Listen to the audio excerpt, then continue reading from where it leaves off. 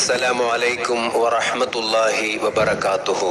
അടിയാറത്തിനു വേണ്ടി എത്തിയിട്ടുള്ളത് മലപ്പുറം ജില്ലയിലെ പുതുപൊന്നാണിയിലുള്ള മുനമ്പത്ത് ബീവി മഖബറയിലേക്കാണ്. ഈ ചരിത്രവും മക്കാം സിയാറത്തും മറ്റു കാര്യങ്ങളൊക്കെയും നമുക്ക് കാണാം. അള്ളാഹു നൽകട്ടെ, ആമീൻ. ദേശമണിഞ്ഞുകൊണ്ട് കടൽക്കരയിൽ 21 നാൾ അണഞ്ഞുകിടന്ന മഹദിയുടെ ഖബറിടത്തിൽ ജാതി മത ഭേദമന്യേ ഒട്ടനവധി ആളുകളാണ് ദിവസവും ഇവിടെ സിയാറത്തിനായി എത്തുന്നത്.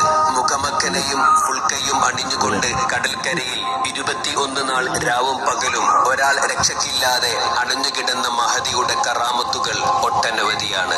അത്ഭുതം എന്ന് പറയട്ടെ, ഇത്രയും നാൾ പൊള്ളുന്ന വെയിലിൽ കിടക്കുന്ന മഹദിയുടെ ജനാസ ഒരു കോട്ടവാട്ടങ്ങളില്ലാതെ കിടക്കുന്നത് കണ്ട് അത്ഭുതം തോന്നിയ നാട്ടുകാർ കബറടക്കാൻ തയ്യാറെടുത്തു. അത് ഒരു മുഅ്മിനത്തായ മയ്യത്താണ്. അതുകൊണ്ടാണ് അതിനെ ചില പ്രത്യേക സമൂഹക്കാർ അറിഞ്ഞിട്ടും നിരന്തരം അറിയിച്ചിട്ടും കൊണ്ടുപോകാൻ തോന്നിക്കാത്തത്. നമ്മെ അത്ഭുതപ്പെടുത്തിയിരിക്കുന്നു. അതുകൊണ്ട് ഇനി നമ്മൾ അതിനെ മറവ് ചെയ്യുക എന്നതാണ് നാട്ടു തീരുമാനം. ഉടനെ തന്നെ നാട്ടുകാർ ആ മയ്യത്ത് കബറടക്കാൻ തയ്യാറെടുത്തു. പക്ഷേ തൊട്ടടുത്ത ഖബർസ്ഥാനിലേക്ക് കൊണ്ടുപോയി മറവ് ചെയ്യാൻ ആരെയും മനസ്സ് അനുവദിക്കുന്നില്ല.